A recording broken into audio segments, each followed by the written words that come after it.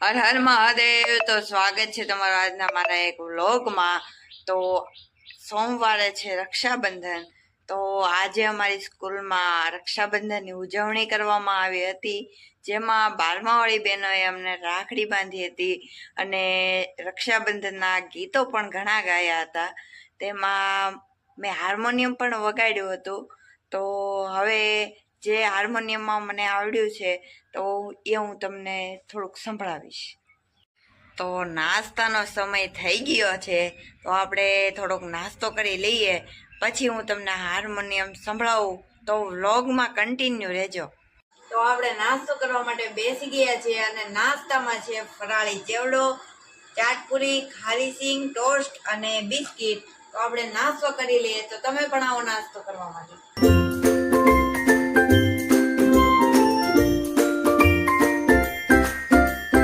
આપણે નાસ્તો કરીને હાર્મોનિયમ વગાડવા આવી ગયા છીએ।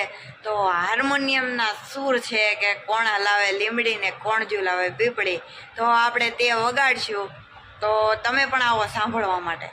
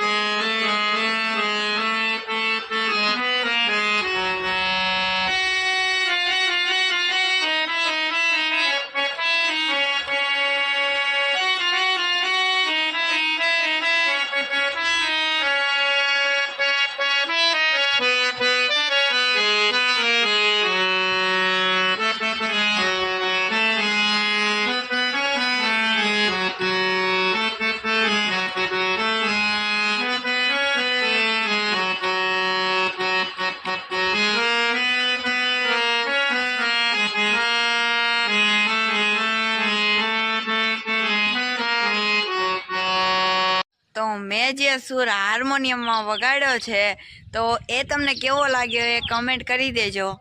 તો આપણે ફળિયામાં એમ જ આટા મારતા હતા, ત્યાં આપણને દેખાઈ ગયો પાણાફળનો છોડ।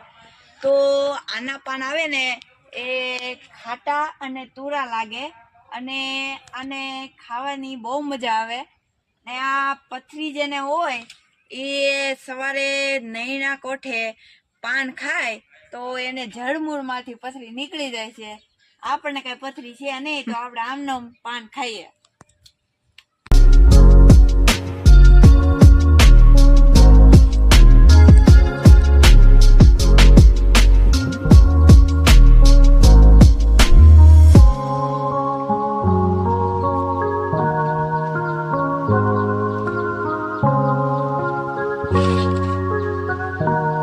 તો બાએ એક નાનકડું કામ સોંપી દીધું છે, તો મોટા પપ્પાના ઘરે જવાનું છે। સોમવારે અમારા યજમાનોને રાખડી બાંધવા માટે જવાનું છે, તો આ રાખડી આપણે મોટા પપ્પાના ઘરે દેવા માટે જઈશું। તો આપણે જઈએ। તો આપણે મોટા પપ્પાના ઘરે પહોંચી ગયા છીએ અને મોટા પપ્પાને આપણે રાખડી આપી દઈએ। એવો હાલ્યો મોટા પપ્પા રાખડી। તો મોટા પપ્પા અત્યારે શું કરતા હતા? બસ જો આ બહારથી આવી અને આ બધું ફોનમાં બધું જોતો હતો, એકબીજા કાર્યક્રમો, અને તારા બ્લોગ જોયા, બહુ સરસ છે।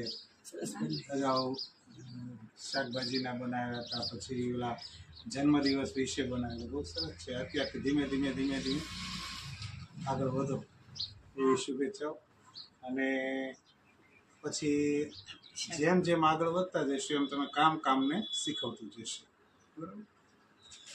તો આપણે મોટા પપ્પા સાથે ઘણી બધી વાતો કરી લીધી છે, તો હવે આપણે ઘરે જઈશું।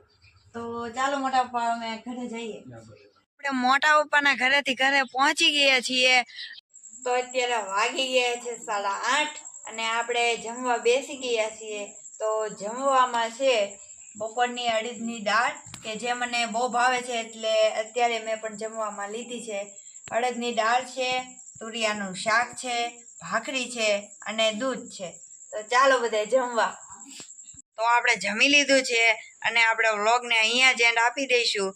તો તમને મારો આ વિડીયો ગમ્યો હોય તો તેને લાઈક કરી દેજો, શેર કરી દેજો અને સબસ્ક્રાઈબ કરવાનું ભૂલતા નહીં।